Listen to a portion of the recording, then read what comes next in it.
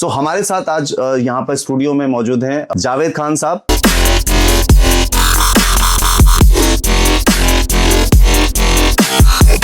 मैं बहुत बहुत स्वागत करना चाहूंगा। जावेद खान साहब कैसे हैं? शुक्रिया जनाब, मैं ठीक हूँ, आप कैसे हैं? मैं बहुत अच्छा हूँ। मैं दोस्त आज सुनेंगे तो शायद मुझे बाद में गालियां भी देंगे, कहेंगे साले फोन क्यों नहीं कर सकता था मुझे बाद में। यूट्यूब पर मुझे कुछ लोग जानते हैं, इंस्टाग्राम पर मुझे कुछ लोग जानते हैं। क्योंकि एक इंसान जब खुद को निखारता है, खुद को डेवलप करता है, तो उससे ज्यादा बेहतर दुनिया में कोई भी उस इंसान को नहीं जानता। और मेरे पास वो 5 लाख 10 लाख रुपए डोनेशन के लिए नहीं थे, इस वजह से मैं शायद बीटेक नहीं कर पाया।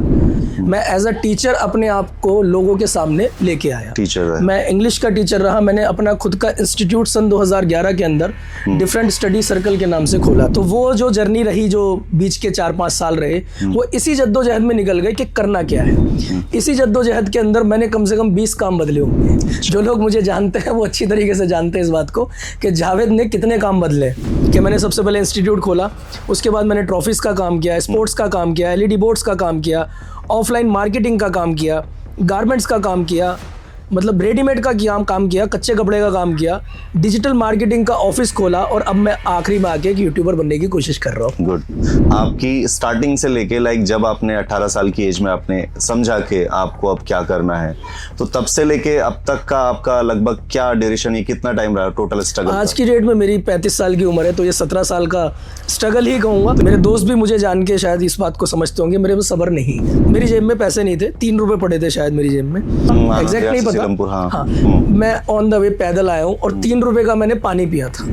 हमारे पापा कहते थे कि कभी 1 रुपया नहीं होगा तो माचिस नहीं होगी और चूल्हा नहीं जलेगा।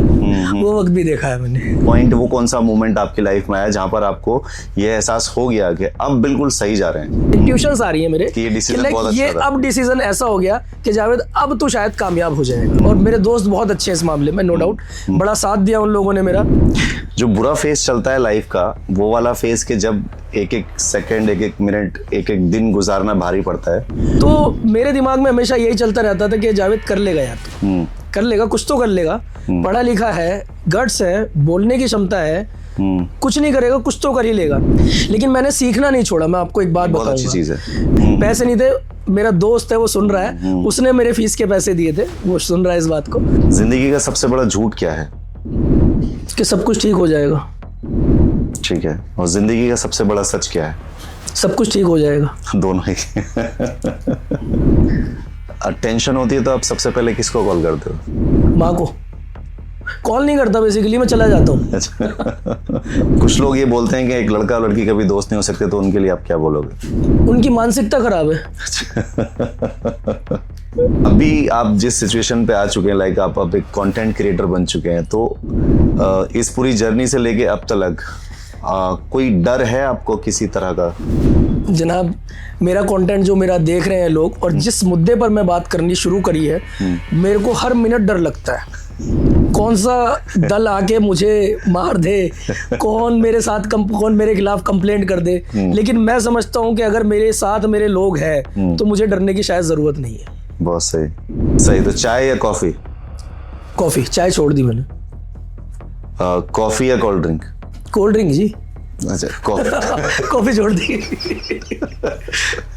तो आपके हिसाब से कौन सी गलती ऐसी है जिसे आप माफ कर सकते हो, और कौन सी गलती ऐसी है जिसे आप माफ नहीं कर सकते?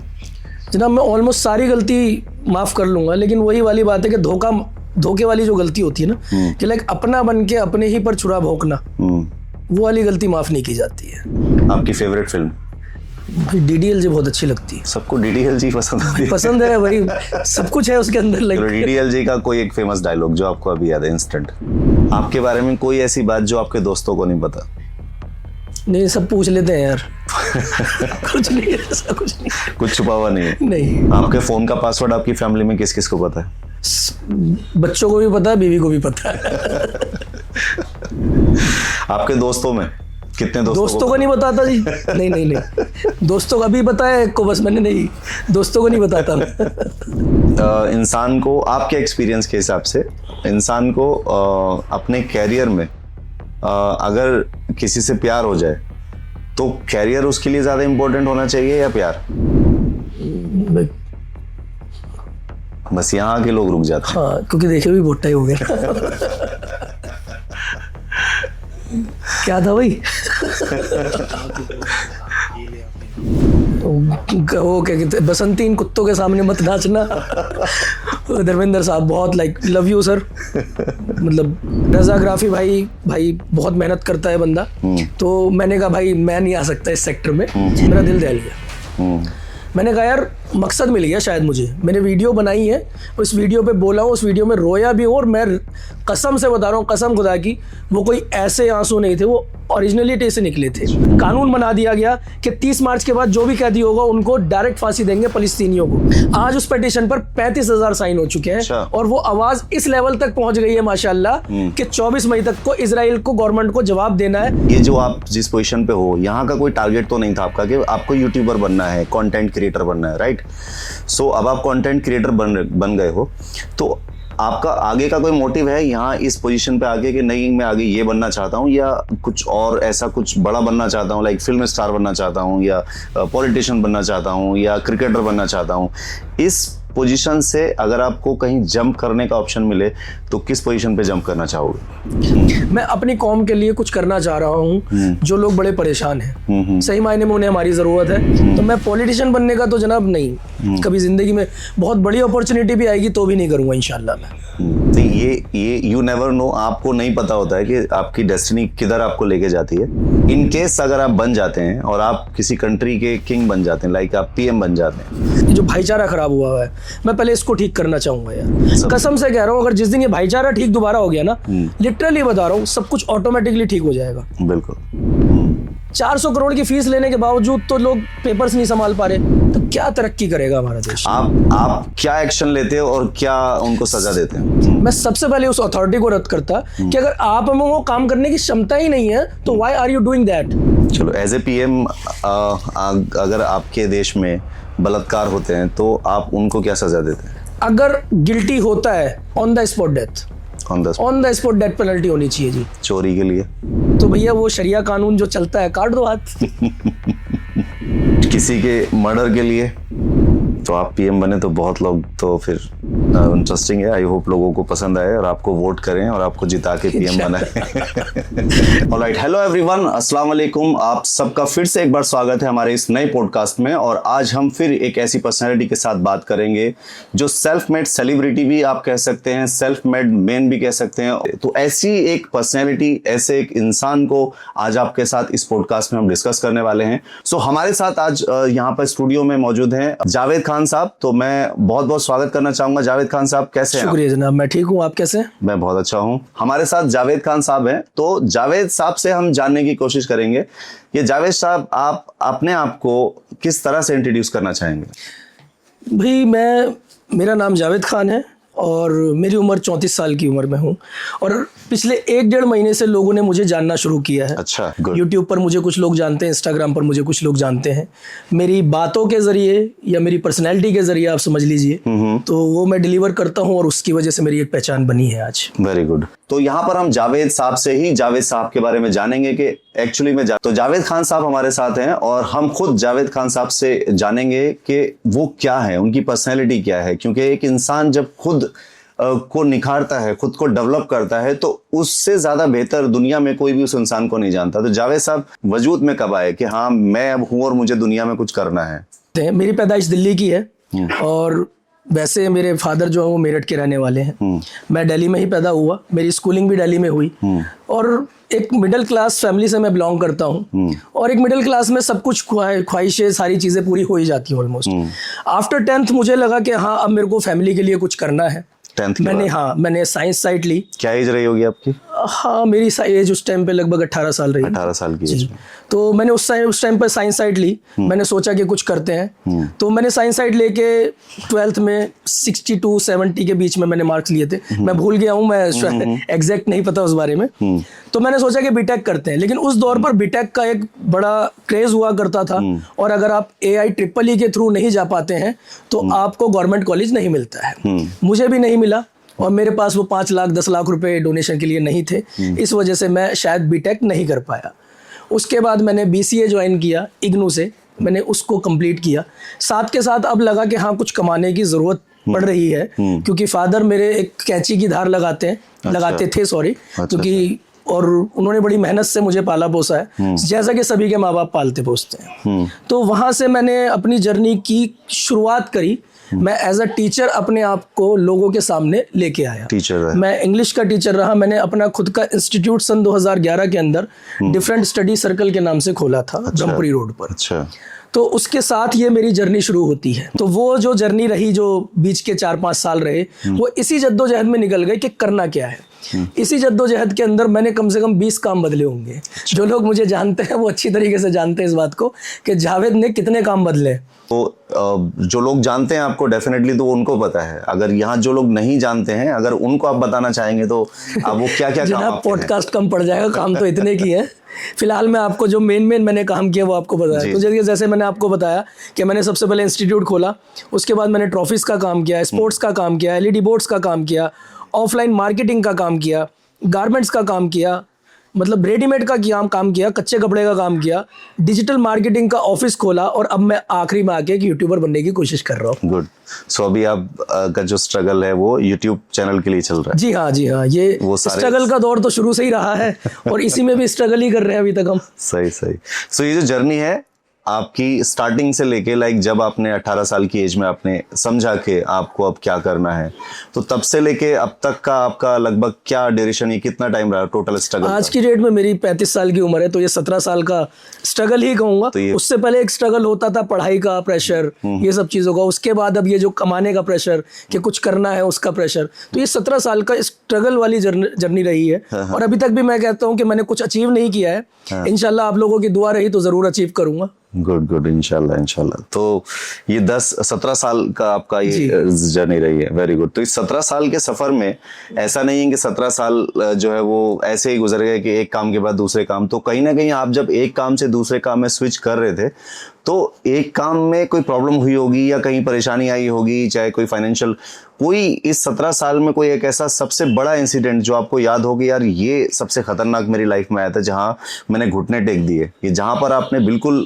हार मान ली कि यार अब कुछ होने वाला नहीं मेरी लाइफ का? जनाब, मैं अपनी जो कमी समझता हूँ सबसे बड़ी, वो मेरे में, शायद मेरे दोस्त भी मुझे जान के शायद इस बात को समझते होंगे, मेरे में सब्र नहीं है।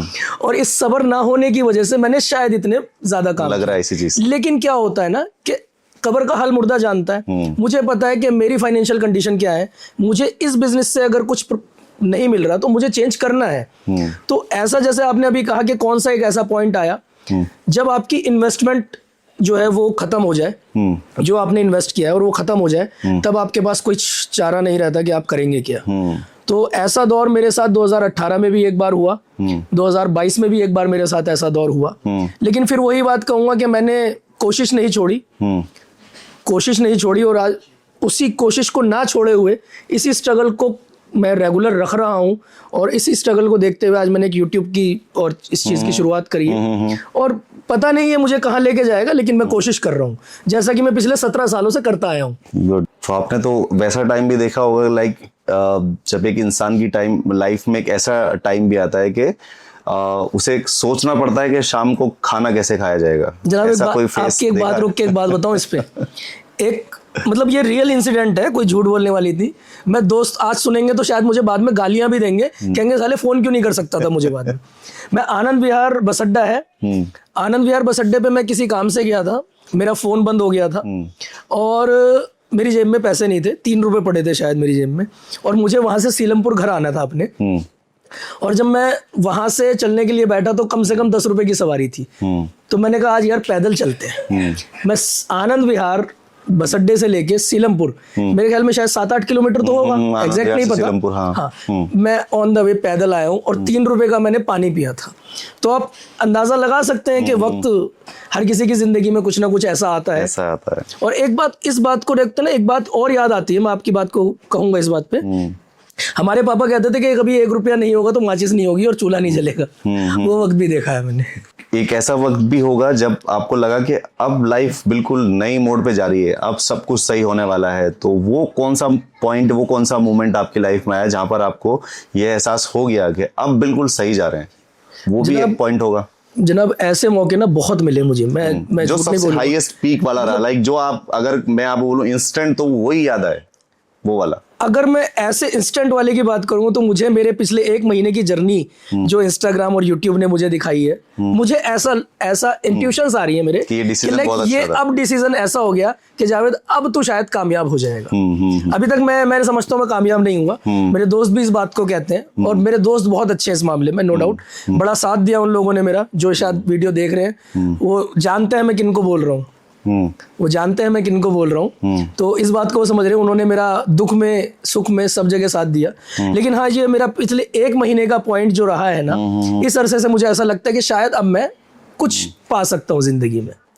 जो बुरा फेस चलता है लाइफ का, वो वाला फेस के जब एक एक सेकंड, एक एक मिनट, एक एक दिन गुजारना भारी पड़ता है, वो टाइम को आप कैसे आप बताओगे? जनाब ऐसी सोच मेरी कई बार बनी है, क्योंकि जब आपके साथ आपके बच्चे हों, आपका परिवार हो और आप पर एक जिम्मेदारी हो, ऐसा मैं समझता हूँ कि एक जिम्मेदारी होना बड़ी जो है ना, बड़ी कठिन चीज भी है और बड़ी आसान चीज भी है। समझ लो तो सब कुछ है, नहीं समझो तो कुछ भी नहीं।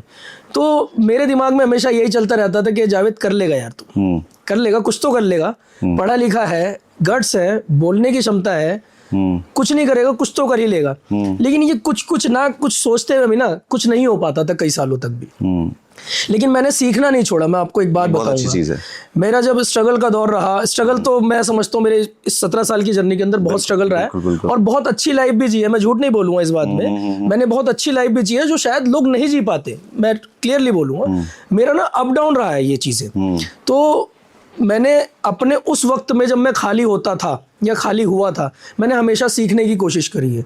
जो लोग डिजिटल मार्केटिंग सालों तक नहीं सीख पाते, मैंने डिजिटल मार्केटिंग गूगल से अपने घर बैठे, मेरे पास कोई सोर्सेज नहीं थे, पैसे नहीं थे, मेरा दोस्त है वो सुन रहा है, उसने मेरे फीस के पैसे दिए थे, वो सुन रहा है इस बात को, और मैंने डिजिटल मार्केटिंग करी और उसके बाद मैंने अपना ऑफिस खोला था। ये बात बिल्कुल हकीकत है कि इंसान के अंदर अगर सीखने की और करने की चाह हो तो कोई भी चीज बीच में नहीं आती, वो उसे करके ही छोड़ता है। गुड। सो इस बीच में जो आपका ये स्ट्रगल रहा है, इस बीच में आपने डेफिनेटली बहुत सारे अप डाउन भी देखे। तो जो आपने बिजनेसेस किए हैं इतने सारे, उन बिजनेसेस में लाइक जैसे मैं आप बोलूँ गारमेंट का आपने किया, तो गारमेंट का बिजनेस क्यों बंद हुआ, क्यों छोड़ दिया आपने? जनाब क्राइसिस एक तो पहली बात कभी बता के नहीं आते, ठीक है ना। आपके ऊपर कोई परेशानी आने वाली होती है ना तो बता के नहीं आती, और जब अचानक आती है तो वो बड़ा ही मतलब तांडव मचा देती है। जब आपकी इन्वेस्टमेंट हुई हो किसी बिजनेस में और आपका वो सामान, वो आपकी चीजें आपके सामने ही कूड़ा बन रही हो।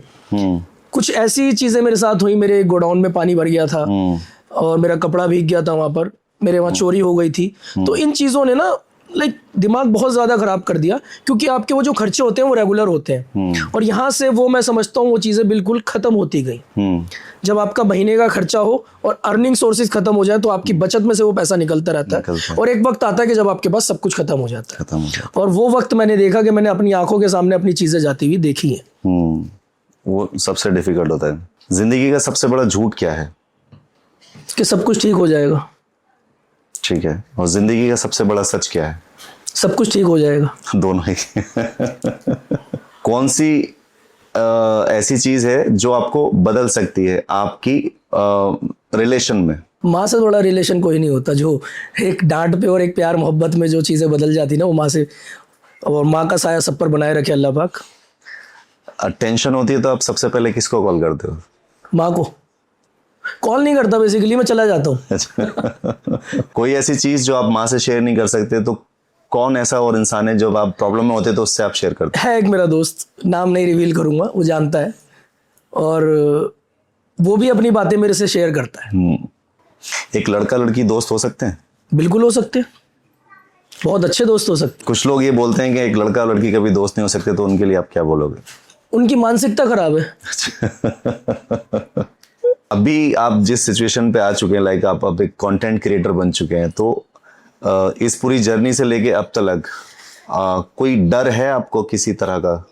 जनाब मेरा कंटेंट जो मेरा देख रहे हैं लोग, और जिस मुद्दे पर मैं बात करनी शुरू करी है, मेरे को हर मिनट डर लगता है कौन सा दल आके मुझे मार दे, कौन मेरे साथ कौन मेरे खिलाफ कंप्लेंट कर दे। लेकिन मैं समझता हूँ कि अगर मेरे साथ मेरे लोग हैं तो मुझे डरने की शायद जरूरत नहीं है। बहुत सही।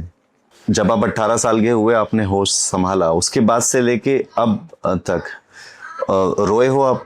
जनाब बहुत बार रोना आया है। आंसुओं के साथ? हाँ, अकेला रोया हूँ, लेकिन मैं अब किसी के सामने ऐसे पब्लिकली आकर के कि नहीं यार मेरा ऐसा ये क्या? हाँ, एक दोस्त है, वो भी रोया था और मैं भी रोया था। किस चीज के लिए?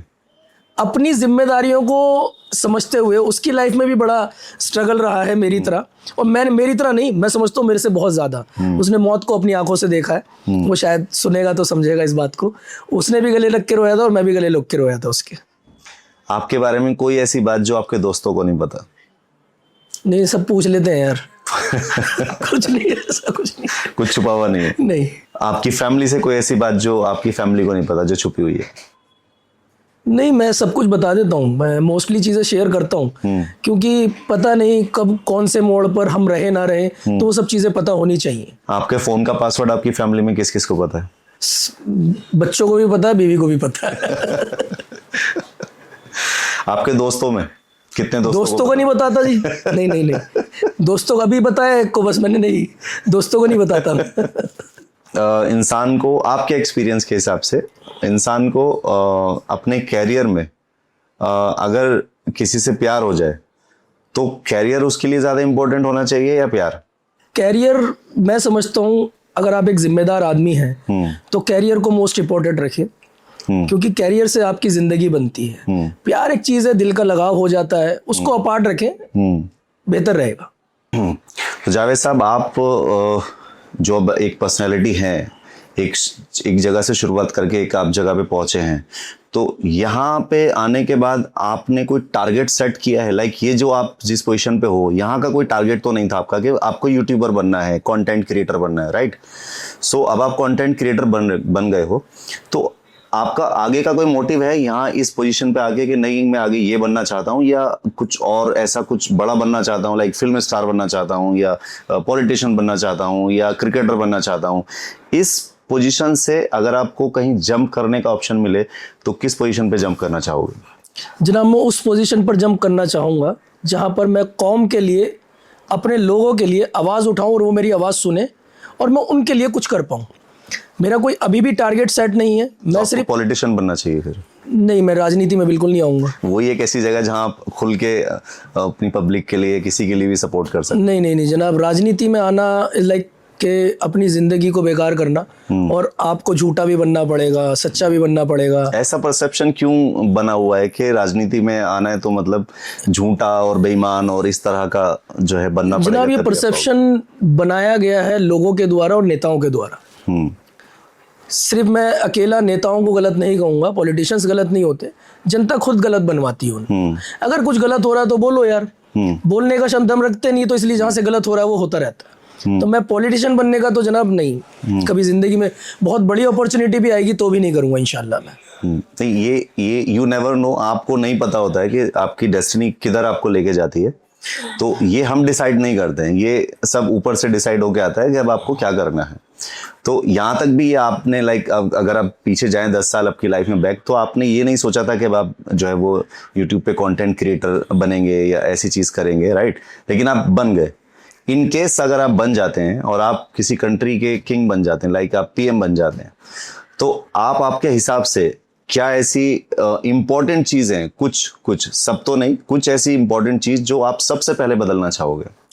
जनाब, बदलने की तो ज़रूरत मैं समझता नहीं हूँ। मैं अपने देश भारत की बात करूँ तो सबसे पहली बात तो यहाँ पर यह है कि बेसिक चीज़ें ज़रूरी पूरी होनी चाहिए। बेसिक जैसे? बेसिक आपकी हेल्थ, आपका एजुकेशन, आपका हेल्थ, ये it is the most important sector in किसी भी चीज़ के अंदर चले जाओ। अगर आपकी एजुकेशन अच्छी है, आपकी हेल्थ अच्छी है, आपका बिजनेस अच्छा है, आपका एनवायरनमेंट ठीक है, तो सब चीज़ें अपना आप ऑटोमेटिकली ठीक हो जाती हैं। और कई देश इसके एक लाइक मॉडल बने हुए हैं चीज़ों को देखते ही। बिल्कुल। अभी हमारा देश हमारे देश में क्षमता बहुत है। आज की डेट में 150 करोड़ की आबादी के आसपास हम लोग हैं, और वही 150 करोड़ की आबादी चाइना के पास भी है। उन्होंने कुछ और मॉडल लॉन्च किया और हमने कुछ और मॉडल लॉन्च किया। अगर आप चेंज की बात कहोगे तो मैं सबसे पहले ये जो आज की डेट में ना जो भाईचारा खराब हुआ है, मैं पहले इसको ठीक करना चाहूंगा यार। कसम से कह रहा हूँ, अगर जिस दिन ये भाईचारा ठीक दोबारा हो गया ना, लिटरली बता रहा हूँ, सब कुछ ऑटोमेटिकली ठीक हो जाएगा। बिल्कुल। तो अगर आप पीएम बनते तो सबसे पहला काम ये करोगे? मैं, हाँ, फिलहाल की अगर आज की डेट में मैं, आप कहते हो कि अगर ऐसा मौका मिलता है मुझे, तो मैं सबसे पहले इस जो नफरत भर गई है ना जगह जगह पर, इस नफरत को खत्म करूंगा। और इंशाल्लाह ये गारंटी बता रहा हूँ आपको मैं, ये नफरत खत्म होते ही आप देखना कि जो देश तरक्की करेगा ना हमारी, वो देखते रह जाएंगे लोग। बहुत सही। और कोई ऐसा चेंज आपको लगता है कि होना बहुत जरूरी है? जनाब, चीजें जो लोग हैं ना वहाँ के, जो देश के लोग होते हैं, वो अपना आप बताते हैं कि हमें जरूरत क्या है किसी चीज की। जो बेसिक चीजें हैं अगर ये आपने कंट्रोल कर ली तो ऑटोमेटिकली जितनी सारी चीजें वो अपना आप कंट्रोल हो जाती हैं, फिर किसी चीज की जरूरत नहीं पड़ती। अब आपको डेवलपमेंट ही देखनी है, अब आपको देश में सिर्फ डेवलपमेंट ही देखनी है कि मुझे एआई सेक्टर में ये करना है, मुझे फला सेक्टर में ये करना है, फिर आपके पास कोई ऑप्शंस नहीं है ना। अब हिंदू मुस्लिम कराना नहीं है, चीजें खराब नहीं करनी है, तो बचा क्या? अब डेवलपमेंट करो। तो डेवलपमेंट में तो मल्टीपल चीजें आती हैं, बेसिक चीजें पूरी हो गई, उसके बाद अब आपका सेक्टर आता है डेवलपमेंट का। और जब डेवलपमेंट का सेक्टर आता है तो चाइना हमें बता रहा है कि हम कैसे डेवलप हो सकते हैं। बहुत सारे एग्जांपल्स हैं। तो ये जो अगर अभी हमारे यहाँ पर जो मामला चल रहे हैं ना, ये बेसिक चीजें पूरी नहीं हो पा रही। नीट का एग्जाम, मतलब नीट के पेपर तो लीक हो जा रहे हैं, 400 करोड़ की फीस लेने के बावजूद तो लोग पेपर्स नहीं संभाल पा रहे, तो क्या तरक्की करेगा हमारा देश? आप पीएम हो इस कंट्री के, और अभी आपके सामने नीट के एग्जाम जो है, जैसे फॉर एग्जांपल ये लीक हुए, तो आप क्या एक्शन लेते हो और क्या उनको सजा देते हैं? सबसे पहले मैं उस अथॉरिटी को ही रद्द कर देता जो एनटीए है, नेशनल टेस्टिंग एजेंसी। मैं सबसे पहले उस अथॉरिटी को रद्द करता कि अगर आप में वो काम करने की क्षमता ही नहीं है तो why are you doing that. खत्म करो इस चीज को। कुछ नई चीज लेके आई जाती कि भाई ऐसा कुछ संस्थान बनाए जाए, कुछ ऐसी चीजें बनाई जाए जिससे इन बच्चों की जो मेहनत है ना वो खराब ना हो। मैंने लिटरली, मेरा भाई एमबीबीएस है, मैंने लिटरली मेहनत देखी है ना एमबीबीएस के बच्चों की। 18 घंटे पढ़ते हैं और उसके बाद आपका एक पेपर रद्द हो जाता है। तो मैं जानता हूँ इसकी जो दर्द होता है ना वो कितना होता है। तो आप एज ए पीएम उनको क्या सजा देते जो इस चीज में इन्वॉल्व है? जो सख्त से सख्त सजा हो सकती है, जो सबसे ज्यादा सख्त सजा होगी, मैं समझता हूं, क्योंकि आपने 2,79,000 बच्चों का करियर बर्बाद करा है। तो इस देश में जो सबसे ज्यादा, मैं तो, आप किंग हो, आप क्या सजा दोगे आपके हिसाब से? मगर डाल दो इन्हें जेल में, बिल्कुल निकालो नहीं, बिल्कुल भी नहीं। जेल के बाद तो फिर बाहर आ सकते हैं, निकालो नहीं, इन्हें उम्र कैद कर दो। जेल उम्र कैद सही है, इन्हें उम्र कैद कर दो। आप इस बात से सहमत नहीं है कि आप 3 लाख बच्चों के जो बच्चों के पेपर रद्द हुए हैं, अब उनको कह रहे हैं कि दोबारा हम पेपर दिलवाएंगे। उन बच्चों के दिल से तो जाके पूछिए आप एक बार। चलो, एज ए पीएम अगर आपके देश में बलात्कार होते हैं तो आप उनको क्या सजा देते हैं? अगर गिल्टी होता है, on the spot death, on the spot death penalty होनी चाहिए जी। चोरी के लिए भी मैं समझता हूं कि मेरी अगर एक सोच है, चोरी के क्राइटेरियाज होते हैं अलग अलग, चोरी की पोजीशंस होती है, चोरी किस लेवल की हुई है, किस सोच के तहत हुई है, पहले तो वो ट्रायल जरूर होना चाहिए। और अगर वो चोरी उस लेवल की है तो भैया वो शरिया कानून जो चलता है, काट दो हाथ। किसी के मर्डर के लिए जनाब, किसी की जान जो होती है ना वो सबसे ज्यादा इंपॉर्टेंट होती है, जिसका जाता है उसको बड़ा दुख होता है। तो ये जो मर्डर वाली बात है ना, जो आज की डेट में मैं देखता हूँ कि मर्डर किया और 3 महीने की बेल पे बाहर आ गए, हमारे वाले में भी बहुत ये आजकल ये ट्रेंड चल रहा है इन लोगों का। मैं इन लोगों को समझाना चाहूंगा, भैया अपने ईमान को भी समझ लो और कानून को भी समझ लो, और इसके लिए एक पेनल्टी होनी चाहिए जी, मार दो। तो आप पीएम बने तो बहुत लोग तो फिर जनाब गलत करने वाले के साथ फिर सही चीज दिखानी क्यों है? जब उसने सही नहीं सोचा उस चीज के लिए, तो मैं क्यों सोचूं उस चीज के लिए बेहतर है भाई। चलिए, गुड। सो ये जर्नी आपकी एज ए पीएम रही, इंटरेस्टिंग है। आई होप लोगों को पसंद आए और आपको वोट करें और आपको जिता के पीएम बनाए। फूडी हैं, अब खाना पसंद है बहुत ज्यादा, पेट खराब हो गया जनाब। अच्छा। मैंने जिंदगी में अपना शायद अपनी पूरी 35 साल की जर्नी के अंदर मैंने लगभग 70% खाना ही बाहर से खाया है। अच्छा, हाँ। घर वाले खाना बना बना के परेशान हो गए यार। तो खाने में आप जैसे आउटसाइड की चीजें ज्यादा खाते हैं जी। लाइफ में पहली बार पिज्जा कब खाया था, कुछ याद? पिज्जा बहुत लेट खाया मैंने। कितना मतलब 2014-15 में खाया होगा। पिज्जा तो बहुत पहले आ गया था, मुझे नहीं पता कब आया था, मैं रिसर्च नहीं करी, लेकिन शायद मैंने पिज्जा बहुत लेट पहली बार जब आपने खाया होगा। हाँ, डोमिनोज में खाया था, और शायद 2014 या 15 का वक्त होगा जब मैंने पहली बार पिज्जा खाया था। पहली बार चाउमीन तो बहुत पहले खा ली थी, क्योंकि ये बहुत पहले आ गई थी ये, तो मैं समझता हूँ लाइक नहीं, वो कोई आपके पास वो कोई ऐसा एक्सपीरियंस है जब पहली बार आपने चाउमीन खाई या पहली बार आपने पिज्जा खाया, तो उसका कोई मोमेंट कि हाँ हम लाइक चाउमीन का तो कुछ ऐसा नहीं है, क्योंकि ये बहुत पुरानी बात हो गई। मैं शायद 6-7 साल का मे भी पॉसिबल, मुझे नहीं पता, बचपन में खाई थी, तो कोई ऐसा एक्सपीरियंस नहीं रहा। लेकिन हाँ, पिज्जा का बड़ा वो था लाइक कि यार ये होता क्या है, रोटी पे लाइक ब्रेड पे इन्होंने सब्जियां रख दी और काट के दे रहे हैं, तो वो स्टफ लाइक बड़ा अच्छा लगा और बड़ी एक्साइटमेंट थी उसको खाने में, और उस चीज को एक्साइटेड होके ही खाया था। अच्छा। और नो डाउट अच्छा लगा था। सही। तो खाने में कौन सा फूड ज्यादा पसंद है, south Indian, north Indian, Chinese? जनाब मैं जिस क्षेत्र से बिलोंग करता हूँ, मेरी जो पैदाइश हुई है और मैं जो बड़ा हुआ हूँ, शकूरपुर पड़ता है, अच्छा। पीतमपुरा के पास। तो वो शकूरपुर बस्ती। अच्छा। शकूर बस्ती, तो जहाँ मैं रहता था तो वहाँ पर सारे साउथ इंडियन थे। तो मुझे साउथ इंडियन खाना लाइक अल्टीमेट, मेरा मतलब रोजाना का दोपहर का डोसा खाना जरूरी था जी। अल्टीमेट। सही। तो चाय या कॉफी? कॉफी, चाय छोड़ दी मैंने। कॉफी या कोल्ड ड्रिंक? कोल्ड ड्रिंक जी। अच्छा, कॉफी। कॉफी छोड़ दी।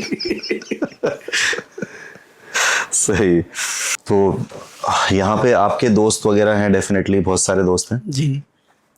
आपके दोस्त आपके साथ खड़े, और खड़े खड़े अचानक से एक दोस्त से आपके साथ अगर झगड़ा हो जाए और आपका दोस्त आपको के मुंह पे खड़ा होकर बोल दे कि तेरी औकात क्या है, तो आप उसे क्या रिप्लाई करोगे? जनाब, दोस्ती में भी अगर औकात दिखा दी तो फिर वो दोस्ती किस बात की। गुड। दोस्त है, गुस्से में बोल दिया, ठीक है सह लेंगे, उस वक्त तो सह लेंगे। यहीं पे अगर कोई आप किसी को पोलाइटली, मोहब्बत से आपकी औकात बताना चाहो कि मैं क्या हूं, तो? जनाब, ऐसी कोई शख्सियत अभी बना तो नहीं हूँ कि मेरी औकात क्या है, लेकिन हर एक इंसान की एक अपनी शख्सियत होती है, अपनी खुद की एक औकात होती है, जो इंसान को खुद को पता होता है। तो मेरी औकात यह है कि भाई जिस तरीके के मैं काम अभी कर रहा हूँ, मैं एटीट्यूड में नहीं बोल रहा हूँ, मैं क्लियर बता रहा हूँ, लेकिन जिस तरीके के मैं काम कर रहा हूँ उसका 1% भी कर लो तो मान जाऊँ भाई साहब। आपके हिसाब से लोगों से गलतियां होती हैं? जी, आपसे भी हुई होंगी? बहुत हुई हैं।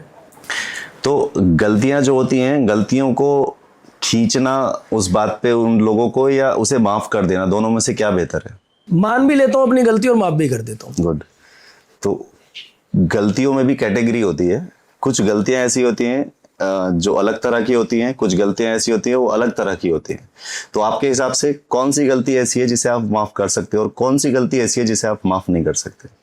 जनाब, मैं ऑलमोस्ट सारी गलती माफ कर लूंगा, लेकिन वही वाली बात है कि धोखे वाली जो गलती होती है ना, कि लाइक अपना बन के अपने ही पर छुरा भोंकना, वो वाली गलती माफ नहीं की जाती है। किया है? ऐसा हुआ है, लेकिन मैंने वो भी माफ कर दी। माफ कर दिया। मैं उनसे भी मिलने को तैयार होता हूँ कि आ जाओ मिल लेते हैं यार। बहुत अच्छी बात, बहुत अच्छी बात है। आजकल एक ट्रेंड चल रहा है, यंग एज जो हमारी है, जेनजी जो अपने आप को एक नया वर्ड निकाला है, ये बोलने लगे हैं। जी। तो इनमें एक बहुत कॉमन चीज क्या है कि सिगरेट, शराब और कुछ और कई तरह के ऐसे नशे होते हैं जो ये जो है वो कंज्यूम होते हैं। तो इस बारे में आपका क्या ख्याल है, और इस चीज के लिए अगर आप कोई मिशन उठाना चाहो या आप कोई जो है वो एक मुहिम चलाना चाहो, तो मुहिम क्या होगी? पहले तो आपका ख्याल कि क्या है और इसको कैसे रोका जा सकता है, और क्या मुहिम आप चला सकते हो इसके लिए? जनाब, मुहिम के लिए तो आज की डेट में सोशल मीडिया एक बहुत बड़ा प्लेटफॉर्म है। मैं इतना बड़ा आदमी नहीं हूँ कि मैं बोलूँगा और मेरी बात को लोग सुन लेंगे। मैं अपनी बात को, अगर मैं अपने जरिए से इस बात को, मैंने इस पर वीडियो भी बनाई है, मेरे इंस्टाग्राम अकाउंट पर आप जाके वीडियो देख सकते हैं। भाई नशा तो हर तरीके से गलत है। मैं यहाँ पर किसी कम्युनिटी की बात नहीं कर रहा, मैं ओवरऑल लोगों की बात कर रहा हूँ। भाई नशा अगर आप सेवन कर रहे हैं, नशा का आप पदार्थ ले रहे हैं, तो अल्टीमेटली गलत है, और इसके जो कॉन्सिक्वेंसेज है वो आपको बाद में देखने को मिलते हैं, और इतने गलत कॉन्सिक्वेंसेज होते हैं, आपकी हेल्थ से लेके आपके परिवार तक ये इफेक्ट डालते हैं। तो मुझे शायद इस बात को बताने की मैं जरूरत नहीं समझता। इतना जेनजी खुद समझदार है, हमसे ज्यादा पहले वो खुद गूगल कर लेता है, वो खुद चैट जीपीटी से पूछ लेता है। उसके मतलब नुकसान तो पहले से सामने है। Exactly. उसके बाद भी लोग, जनाब हम तो बाद में बताएंगे, जिस चीज को हम लेते हैं उसके ऊपर खुद लिखा होता है। ये जेनजी जो एक कम्युनिटी है तो अभी पैदा हुई है जी, बट उससे पहले जो इतने समझदार, मैच्योर और अपने आप को सुपीरियर और अपने आप को बहुत स्मार्ट और लाइक देश के लिए हित में काम करने वाले, देश के लिए कुछ भी करने वाले, मर मिटने वाले लोग अब बहुत पहले से हैं। तो आपको नहीं लगता कि जेनजी की जो ये प्रॉब्लम है, ये उन लोगों को कवर अप, या उन लोगों को इस चीज़ का ध्यान रखना चाहिए था कि वो इस चीज़ों में ना पड़े, या इन चीज़ों का ध्यान रखा जाए? तो ये जो पीछे लोग हैं बड़े या जो समझदार लोग हैं, इन्होंने इसको क्यों नहीं कवर अप किया? जनाब कोशिश तो सभी ने की होगी, मैं नहीं समझता कि किसी ने कोशिश नहीं करी होगी। कोई नहीं चाहेगा कि उसका बच्चा सिगरेट, दारू या ये सब चीज़ें पिए, लेकिन कुछ माहौल ऐसे होते हैं, जेंजी की बात नहीं कर रहा मैं, मिलेनियल की बात कर रहा हूँ, वी आर लाइक मिलेनियल्स। तो हमें भी अगर वो माहौल अगर ऐसा मिल जाता तो हम भी कई बार वो कोशिश कर लेते हैं करने की। तो ये जो मैं जेंजी का मसला समझता हूँ, जेंजी का जो ये एनवायरनमेंट, एटमॉस्फेयर जिस तरीके के ये लोग जा रहे हैं, ये बहुत बड़ा इम्पैक्ट पड़ रहा है कि ये किसी की नहीं सुनते नहीं। फिर ये है कि ये जो आप बोल रहे हो बिल्कुल सही बात है कि एटमॉस्फेयर से फर्क पड़ता है। और जब हमें पता हो कि हमारी फैमिली से कोई एक बच्चा या एक फैमिली का एक मेंबर किसी गलत जगह पे बैठ रहा है, उठ रहा है और गलत चीज़ें कंज्यूम कर रहा है, तो हमें उसका ध्यान रख के उसको उस चीज़ से निकालना रिस्पॉन्सिबिलिटी और जिम्मेदारी बनती है। ऐसा देखा जाता है कि बहुत सारे लोगों के घर में एक बच्चा ऐसा है जो इन चीज़ों को कंज्यूम कर रहा है, लाइक उस पे उन्हीं की फैमिली वाले ध्यान नहीं दे रहे, बाकी लोग तो छोड़ दो। जब उनकी खुद की फैमिली ध्यान नहीं देगी तो बाकी के लोग तो वैसे भी नहीं इतना फोकस करने। बिल्कुल। आपकी लाइफ में सोशल मीडिया क्या है अभी? अपनी बात उठाने के लिए, अपनी आवाज़ को बताने के लिए, अपनी पहचान बनाने के लिए बहुत अच्छा प्लेटफॉर्म है। मैं लोगों को बताता हूँ, बोलता हूँ कि भाई कंटेंट बनाइए, लेकिन यार क्रिंज कंटेंट मत बनाइए। ऐसा बनाइए कि समाज में आपकी इज्जत हो, समाज में लोग आपको पूछे। किसी को अगर यही आपका कंटेंट क्रिएशन वाला काम स्टार्ट करना हो तो आप उसके लिए क्या एडवाइस दोगे कि अगर उसको भी, क्योंकि मोस्टली मैं देखता हूँ, मैं भी बहुत सारे लोगों को जैसे बात करता हूँ तो सबका ये होता है कि हाँ यार मुझे भी करना है, मुझे भी करना है, मुझे भी करना है। तो लाइक आपने कैसे शुरुआत की इस चीज़ की, तो वो थोड़ा सा अगर आप बताएं कि आपने कैसे एंट्री कर ली, कि आप तो बहुत सारी चीज़ें कर रहे थे, तो एंट्री कैसे कर ली? क्योंकि जो और लोग हैं वो भी चाहते हैं कि हम भी करें लेकिन कर नहीं पाते। तो ये शुरू करने का और कर देने वाला जो बीच का एक पार्ट है, ये आप थोड़ा सा एक्सप्लेन करो। जनाब, हर किसी में ना एक क्वालिटी होती है, अपनी पर्सनैलिटी होती है। सबसे पहले उस पर्सनैलिटी को पहचानिए। अगर आपने उस पर्सनैलिटी को पहचान लिया तब आप ही कुछ कर सकते हैं। जैसे कि मुझे लगा कि मैं अच्छा बोल सकता हूँ, तो मैंने कहा यार मैं क्यों नहीं एक कैमरे के आगे सामने आके खड़ा होकर बोलना शुरू करूँ और एक ऐसा टॉपिक पकड़ूं जो लोगों को सुनना भी पसंद हो और कोई बोल नहीं रहा उस पर। तो सबसे पहले मैं लोगों को यही सजेस्ट करता हूं कि अपनी पर्सनैलिटी को जानो। आप कॉमेडी अच्छी कर सकते हो, आप कॉमेडी कीजिए। आप बातें अच्छी कर सकते हो, आप बातें कीजिए। आप न्यूज़ अच्छी दे सकते हो, आप न्यूज़ कीजिए। सबसे पहले अपनी पर्सनैलिटी को जानना बड़ा ज़रूरी है। हर कंटेंट क्रिएटर को ये खुद को पता होता है कि मैं क्या कर सकता हूँ। तो वो सबसे पहले आपको खुद जानिए, पहचानिए अपना आपको, उसके बाद इम्प्लीमेंट कीजिए। शुरुआत में बहुत कठिनाइयाँ आती हैं, कैमरे के सामने नहीं बोला जाता, बहुत हेजिटेशन होती है, लेकिन धीरे धीरे वो चीज़ आपको आदत में बदल जाती हैं और फिर आप एक दिन जाके फेमस हो जाते हो। फिल्म इंडस्ट्री में आप जैसा थोड़ा बहुत तो इन्वॉल्व होंगे, आपकी फेवरेट फिल्म? DDLJ बहुत अच्छी लगती है। सबको DDLJ पसंद आती है? पसंद है भाई, सब कुछ है उसके अंदर। लाइक DDLJ का कोई एक फेमस डायलॉग जो आपको अभी याद है इंस्टेंट? बस यहाँ के लोग रुक जाते हैं। हाँ, क्योंकि देखे भी बहुत टाइम हो गया। क्या था भाई? हाँ, ये मैं बोलने वाला था, लास्ट वाला डायलॉग। लाइक वो जो अमरीश पुरी साहब वो जो बोलते हैं, ट्रेन वाला सीन। हाँ, कि जा सिमरन जी ले अपनी जिंदगी। लाइक ओवरऑल डायलॉग्स थे उसके अंदर, याद नहीं आते हैं कई बार, लेकिन ओवरऑल मूवी बहुत अच्छी थी। बिल्कुल फ्रेश बोलो एकदम। जा सिमरन जी ले अपनी जिंदगी, वो जो अमरीश पुरी साहब वाला जो डायलॉग था, ये बड़ा सबको लाइक याद रहा था। ये मुझे भी याद रहा है इसमें। लेकिन एक चीज है, लोगों को ज्यादातर जो याद है वो ये याद है कि शाहरुख खान की जो फिल्म है सिर्फ इसी को याद है, लेकिन इससे भी ज्यादा जो एक, इससे भी बड़ा जो एक लोगों के दिमाग पे और दिल पे जो जगह और छाप छोड़ी हुई है, वो फिल्म है शोले। जी। मेरे हिसाब से जो मुझे लगता है, मुझे क्या, मैं जो लोग सुन रहे शायद सबको लगता होगा, शोले एक अकेली आज तक के इतिहास की ऐसी फिल्म है जिसका एक एक डायलॉग, एक एक सीन, एक एक कैरेक्टर आज तक के जो लोग हैं उनको भी याद है। Exactly. आपको भी याद होगा? बिल्कुल। शोले का बताओ कोई भी एक। वो क्या कहते, बसंती इन कुत्तों के सामने मत नाचना। धर्मेंद्र साहब बहुत लाइक लव यू सर। मतलब तो जावेद साहब, अभी भी इस वक्त जो है सोशल मीडिया पे आप एक्टिव हैं जी, और जहाँ तक हमने देखा आपके चैनल, तो आप जो है वो न्यूज़ से रिलेटेड चीज़ें दे रहे हैं और आप जो रिसेंट एक्टिविटीज़ होती हैं वो सारी चीज़ें आप जो है वो लोगों को दे रहे हैं। तो ये जो आपने, सबसे पहले तो आप ये बताएं कि ये यूट्यूब चैनल पे जो आप आए, तो कौन सी ऐसी चीज़ थी जिसने आपको इस यूट्यूब पे आकर के और एक आवाज़ उठा रहे हैं आप, जो कोई एक मुहिम चला रखी है उसके हिसाब से कि आप लोगों को न्यूज़ दे रहे हैं उसके बारे में कि हाँ ये इस कंट्री में ये हो गया, इस कंट्री में ये हो गया, इसने ये कह दिया, उसने वो कह दिया, तो आप ये सारी चीज़ें आप डिलीवर करने लगे। तो कहाँ पे आपको ऐसा फील हुआ कि नहीं मुझे ये चीज़ करनी चाहिए या मैं ये करूँ? कहीं आपको कुछ ऐसा लगा या आपको लगा कि नहीं यार सब लोग सोशल मीडिया पे जा रहे हैं, मैं भी जाता हूँ, आपने देखा है हॉट टॉपिक क्या है, न्यूज़ उठाते हैं, तो आपने न्यूज़ उठाया और देना शुरू कर दिया। तो ये दो चीज़ें होती हैं, एक होती है कि आपको कोई चीज़ लगी कि नहीं यार ये चीज़ जो है वो ऐसे नहीं ऐसे होनी चाहिए थी, या ये चीज़ ऐसे, लाइक कई बार हम कुछ न्यूज़ चैनल हैं उन्हें ऐसे देख रहे होते तो देख के उन्हें गुस्सा आता है ये क्या बकवास कर रहा है, ये क्यों कर रहा है ये बकवास, ये बकवास सुनने के लिए हम बैठे, ये इसको ऐसे नहीं ऐसे कहा जी, इसकी ये बात ये इस तरह से होनी चाहिए। तो लाइक हमारे अंदर से कोई चीज़ पनपती है कि ये ऐसे नहीं ऐसे होना चाहिए, तो वो चीज़ इंस्पायर करके आई है या आपको लगा कि नहीं यार 10-12 काम पहले फेलियर हो चुके हैं मेरे, तो अब कुछ है नहीं करने के लिए, लोग आजकल फ़ोन उठा के सोशल मीडिया पे आ रहे हैं तो चलो मैं भी यही कर लेता हूँ, तो आप फिर उठा करके आपने ला करके हॉट टॉपिक पकड़ा कि ये हॉट टॉपिक है और इस पर आप काम करते हैं? बेसिकली मैं आपको बताऊं, शुरुआत तो कुछ इसी तरीके से हुई थी जैसे आपने एंड में कहा है।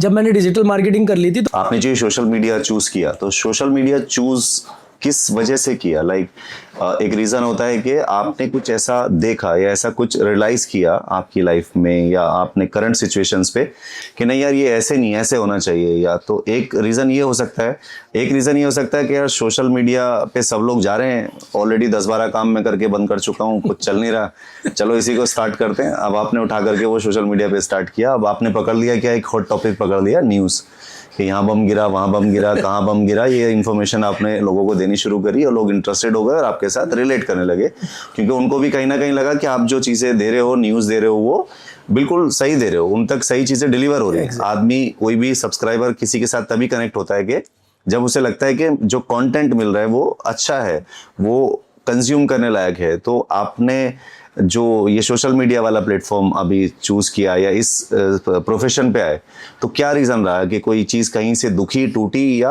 आपको रिक्वायरमेंट थी? जनाब आया तो मैं इसी मकसद से था, जैसे सब आ रहे हैं तो मैं भी आ जाता हूँ, इतने सारे काम बदले ये भी ट्राई कर लेते।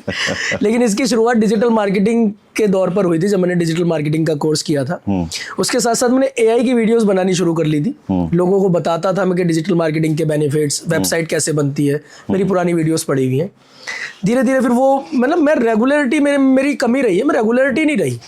एक तो वो है ना मेरे में सब्र, मैंने आपको बताया था वो सब्र वाली जो है ना वो मेरी ज़्यादा नहीं है, अगर 1 महीने काम नहीं चलता मैं बंद कर देता हूँ, दूसरा कुछ चाहे वो कितने का नुकसान हो रहा हो, I don't care about that. वो बाद में पता चलता है, मैं आई डोंट केयर तो बोल दिया, उसके बाद पता चलती है क्या दिक्कत हो रही है। तो जर्नी ऐसे शुरू हुई है। फिर मैंने जो है इसके बाद वही मैंने अपना चैट जीपीटी का, एआई का यूज़ करके देखा कि भाई मैं किस टॉपिक पर वीडियोस बना के ज़्यादा व्यूज़ ले सकता हूँ। मैंने कहा यार ट्रेंडिंग फैक्ट्स, सोर्सेज, न्यूज़ ये सब पकड़ते हैं, क्योंकि ये क्या होता है ना कि जो सर्चेबल होते हैं कीवर्ड्स के हिसाब से, आपके अगर इस वीडियो के हिसाब से तो आपके व्यूज़ आ जाते हैं। मैंने वीडियोस बनानी शुरू करी, लास्ट ईयर मैंने वीडियोस बनाई, इंडिया पाकिस्तान की वॉर पे भी वीडियोस बनाई, और वहीं से बोलना शुरू भी हो गया। मेरे को वो लगा कि हाँ यार मैं बोल सकता हूँ अब। फिर बीच में मैंने बिल्कुल बंद कर दिया था, मैंने वीडियोस कोई बनानी शुरू नहीं करी। तो 28 फरवरी 2026 ईरान और इजराइल की जंग शुरू होती है और खमेनी साहब शहीद हो जाते हैं। वहां से वो मैंने 28 फरवरी की रात की पहली वीडियो है जो इस बार से मैंने डालनी शुरू करी है, और वहां पर मैंने जो न्यूज़ देनी शुरू करी। शुरू के दिनों में मैंने ईरान और इजराइल के बारे में बताया, जो भी चीज़ें चल रही थी। रजा ग्राफी भाई बहुत मेहनत करता है बंदा, तो मैंने कहा भाई मैं नहीं आ सकता इस सेक्टर में। फिर मैंने एक न्यूज़ पकड़ ली, मतलब न्यूज़ देखी मैंने गाजा फलस्तीन की। पता चला कि वहां पर 84 लोग मारे गए रिसेंट कुछ दिनों के अंदर। मैंने जब रिपोर्ट्स पढ़ी, यकीन मानिए मेरा दिल दहल गया। मैंने कहा यार मकसद मिल गया शायद मुझे, मैंने वीडियो बनाई है, उस वीडियो पे बोला हूँ, उस वीडियो में रोया भी हूँ, और मैं कसम से बता रहा हूँ, कसम खुदा की, वो कोई ऐसे आंसू नहीं थे, वो ओरिजिनलिटी से निकले थे। जब मैंने वो रिपोर्ट्स पढ़ी है ना, और जब आप वो वीडियो देखोगे, वो रिपोर्ट्स को पढ़ोगे, लिटरली आपकी आंखों में भी आंसू आ जाएंगे। मैंने कहा यार दुनिया ने छोड़ दिया, गाजा फलस्तीन को छोड़ दिया दुनिया ने, सब लगे पड़े ये देना है वो देना है, भाई क्यों भूल गए उन्हें? वो हमारे भाई नहीं है क्या? 75,600 से ज़्यादा लोग अब तक मारे गए हैं वहाँ पर। रोज़ाना की तादाद में 24 से 48 लोग डेली मरते हैं। बड़ा आंकड़ा। और इस तरीके के जुल्म हो रहे हैं कि अगर मैं आपको यहाँ पर बैठ के बताने लग गया ना, आंसुओं से रोऊंगी। वो रिपोर्ट्स हैं मेरे पास। मैंने मेरी वीडियोस के अंदर, मैं सबसे अच्छी बात ये, मैं अपनी तारीफ नहीं कर रहा हूँ, लेकिन मैं सुनी सुनाई बातें और उठी उठाई बातों की बात नहीं करता हूँ। मैं फैक्ट सोर्सेज निकालता हूँ, 2-2 दिन निकाल देता हूँ उस वीडियोस के लिए, लेकिन जब तक वो नहीं क्लियर होती तब तक मैं वीडियो नहीं बनाता हूँ। और जब मैंने वो रिपोर्ट्स पढ़ी हैं, जो टेस्टिमोनियल्स पढ़े हैं, मैंने कहा भाई मिल गया मुझे मकसद। और मकसद शुरुआत तो ये था कि मेरे को व्यूज बटोरने हैं, सोशल मीडिया से ये करना है वो करना है, लेकिन कसम से दिल, जब मैंने ये वीडियोस बनानी शुरू करी और गाजा फलस्तीन के लोगों के बारे में हालात जाने, अब दिल ये करेगा कि यार मेरे को इनके लिए आवाज उठानी है, और मैंने ऐसी आवाज उठाई है शायद कोई ना उठा पाए। इजराइल ने एग्जीक्यूशन बिल 30 मार्च को अप्लाई किया था, कानून बना दिया गया कि 30 मार्च के बाद जो भी कैदी होगा उनको डायरेक्ट फांसी देंगे फलस्तीनियों को। ये पहली बार हो रहा है 1962 के बाद इजराइल के अंदर। सही, ठीक है जी। मैंने उस बिल के खिलाफ पिटीशन फाइल करी थी, और मेरे सब्सक्राइबर्स, मेरे फॉलोअर्स, मेरे व्यूअर्स ने इतना साथ दिया कि आज उस पिटीशन पर 35,000 साइन हो चुके हैं। और वो आवाज इस लेवल तक पहुंच गई है माशाल्लाह कि 24 मई तक को इजराइल को, गवर्नमेंट को जवाब देना है। मेरी सिंगल की आवाज नहीं है, कई लोग सोचे मेरा कोई वजूद नहीं है। मेरे साथ साथ बड़ी बड़ी ऑर्गेनाइजेशंस ने, यूएन ने, UNRWA ने, ICC ने, बहुत सारी ऑर्गेनाइजेशंस ने इनके खिलाफ पिटीशंस डाली थी, जिसमें मैंने भी डाली। और इजरायली गवर्नमेंट को 24 मई तक इस बात का जवाब देना है कि हम इस बिल को क्यों ना रोकें। और अभी फिर बिल पास किया इन्होंने परसों 12-13 तारीख को। मैं उसके खिलाफ फिर डालूंगा पिटीशन। तो मैं भाई वो हर काम करूंगा जो उन लोगों के लिए मुझसे किया जा सकता है। मेरे पास पैसे नहीं है, मेरे पास सोर्सेज नहीं है, एक सोर्स है मेरे लोग। मैं इन लोगों के साथ वो बात बताऊंगा, और ये लोग मेरे साथ जुड़ रहे हैं, और इन लोगों के साथ मैं कोई धोखा नहीं कर रहा हूं। मैं वो एक एक बात बता रहा हूं जो वहां पर हो रही है। मैं अपनी कौम के लिए कुछ करना चाह रहा हूं, जो लोग बड़े परेशान हैं। सही मायने में उन्हें हमारी जरूरत है, और सही मायने में हम लोग दुनिया बुला बैठी है उन्हें। ये अच्छी चीज़ है, और ये बहुत अच्छी चीज़ ये है कि आप जब रियल फैक्ट निकाल के उसके ऊपर आप बोल रहे हैं, तो इसीलिए लोग आपके साथ कनेक्ट हो रहे हैं, जुड़ रहे हैं। और ये एक बहुत अच्छी चीज़ है कि बहुत कम लोग रियल फैक्ट पे सिर्फ इधर से चीज़ें उठाई इधर दे दी, इधर से उठाई इधर दे दी, खुद से कोई उसके ऊपर ऑथेंटिकेशंस नहीं लगाते हैं कि चेक करें, क्रॉस चेक करें, ऑथेंटिकेट करें, फिर उसको डिलीवर करें। और ये बहुत अच्छा काम आप कर रहे हैं। बाकी जो आपके व्यूवर्स हैं, आपके जो सपोर्टर्स हैं, आपको जो फॉलो कर रहे हैं, उन सबसे मैं यही कहना चाहूँगा कि आप अच्छी न्यूज़ कंज्यूम कर रहे हैं, जिसकी वजह से आपने चैनल भी सब्सक्राइब किया हुआ है इनका। तो कोशिश करें कि और ज़्यादा इस जो रियल न्यूज़ हैं इनको आगे और शेयर करें, ताकि दूसरे लोगों तक भी ये चीज़ें पहुँचें। जो रियल फैक्ट हैं वो दुनिया के सामने जाने ज़रूरी हैं। जिस तरह जैसे सर बता रहे हैं कि 35,000 लोगों ने एक पिटीशन पर साइन किया जो इन्होंने दाखिल की थी। तो यही एक बड़ी आवाज़ होती है कि जब आप एक आवाज़ उठाते हो तो आपके पीछे, उस सच के पीछे लोग खड़े होते हैं और लोग अपनी आवाज़ लगाते हैं, तो वो आवाज़ एक बड़ी आवाज़ बनती है। राइट। सो बहुत अच्छा लगा जावेद साहब आज आपसे इस पॉडकास्ट में डिस्कशन करके, बातचीत करके, और आपके जो थॉट्स हैं, आपकी जो जर्नी है बहुत इंस्पायरिंग है। आई होप के जो लोग इस पॉडकास्ट को देखें, जो इस पॉडकास्ट को कंप्लीट देखेंगे, उन्हें भी ये सारी जर्नी और उस जर्नी के अंदर उनकी जो लाइफ है, उस लाइफ में जो अप एंड डाउन्स हैं, उन सब से आप भी रिलेट करेंगे। तो यहाँ पर आप सभी लोग कोशिश सबसे पहले तो ये करें कि अगर आप आपकी लाइफ में कुछ बनना चाहते हैं, आप आपकी लाइफ में कोई आपका एम है, मकसद है कि आपको कोई यूट्यूब क्रिएटर बनना है, या आपकी लाइफ में कोई और ऐसा काम है जिसे आप करना चाहते हैं, तो उस पर फोकस करें। क्योंकि बिना काम के या बिना आपकी जो सर्वाइवल वाली ज़िंदगी होती है, बिना किसी अच्छे बिजनेस के, बिना किसी इनकम ऑफ सोर्स के नहीं चलती है। तो इसलिए आपको किसी ना किसी ऐसे एक इनकम सोर्स को रेडी करना होता है, चाहे वो आप सोशल मीडिया को चूज़ करें, चाहे आपके कोई जो काम है उनको आप करें, जो आपकी फैमिली के बिजनेस हैं या आपका कोई बिजनेस है उसे करें, शिद्दत से करें, उसे अर्निंग का एक बहुत अच्छा सोर्स बनाएं और अपनी लाइफ को बहुत आसान और इजी बनाएं। इससे अगर आपको सोशल मीडिया में कन्वर्ट करना है, क्योंकि बहुत सारे लोग आज सोशल मीडिया पे आ रहे हैं और आपको कहीं भी लगता है कि आप चाहते हैं कि सोशल मीडिया, तो जैसे आज आप देख रहे हैं जावेद साहब हमारे साथ हैं, जिन्होंने बहुत ही कम समय में बिना बहुत ज़्यादा लर्निंग करे, किसी के पास इंस्टीट्यूट में गए, खुद से सारी चीज़ें गूगल की सीखी, डिजिटल मार्केटिंग इन्होंने खुद से सीखी, डिजिटल चीज़ों को खुद से सीखा। गूगल आज के टाइम पे इतना बड़ा प्लेटफॉर्म है, ChatGPT AI से आप लर्न कर सकते हैं, गूगल से आप लर्न कर सकते हैं, सब कुछ रिसोर्सेस अवेलेबल हैं। सिर्फ आपके अंदर एक जो है वो डिज़ायर होनी चाहिए कि आपको चाहिए क्या, आपको करना क्या है।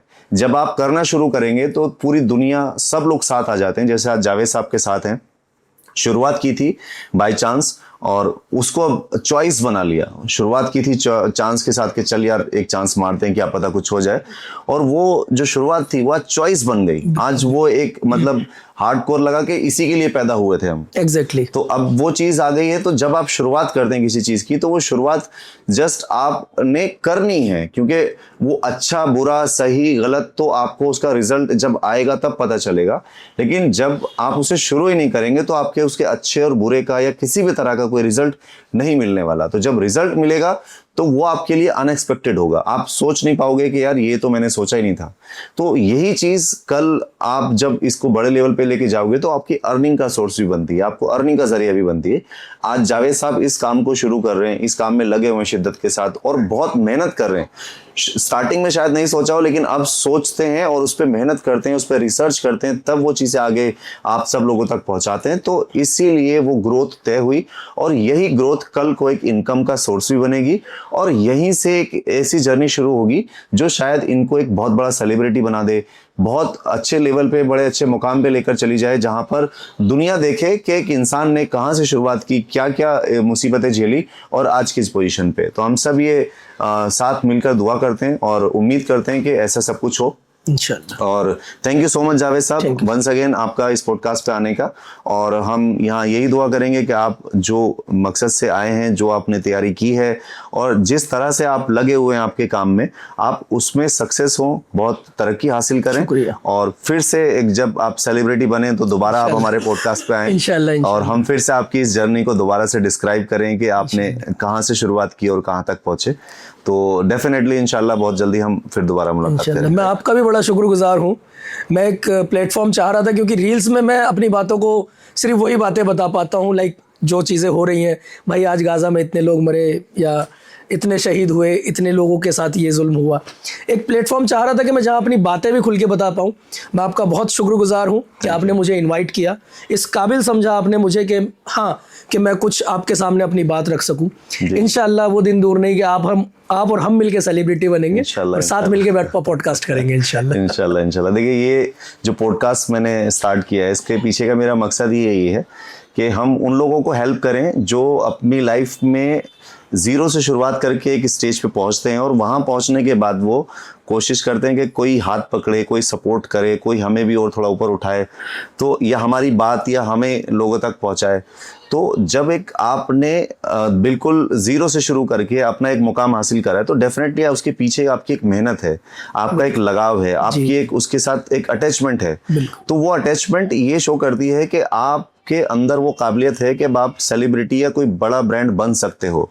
बट सिर्फ उसमें क्या होता है कि ऐसे ही हम एज ए कम्युनिटी हम सबको मिलके एक दूसरे को सपोर्ट करनी होती है। एग्जैक्टली। तो वो एक शुरुआत मैंने की है कि जहां मुझे लगेगा कि किसी ऐसे इंसान को पॉडकास्ट पे बुला के उसकी पर्सनल लाइफ को, उसके विजन को, उसके मिशन को, उसके दिमाग को या उसकी सोच को हम पब्लिकली दिखा सकते हैं कि वो किस माइंडसेट से जो है वो आए हैं और क्या उनका आगे का जो है वो प्लान है लोगों के लिए, वो सब उन तक पहुंचे। और उम्मीद करते हैं इस पॉडकास्ट के थ्रू आपके जो व्यूअर्स हैं, आपके जो लोग हैं जो आपको देखते हैं, उनको भी पता चले आपकी लाइफ के बारे में कि आपने यहाँ तक पहुंचने में कितनी मेहनत की है, कितनी परेशानियां आपने अपनी लाइफ में उठाई हैं, तब जाके आज आप जावेद खान बने हैं। तो थैंक यू सो मच और बहुत बहुत शुक्रिया आप सबका आज इस पॉडकास्ट को पूरा देखने के लिए। और ऐसे ही पॉडकास्ट हम हमेशा शूट करते रहेंगे और आप तक पहुँचाते रहेंगे, बस आपका प्यार और सपोर्ट चाहिए। Thank you so much, take care.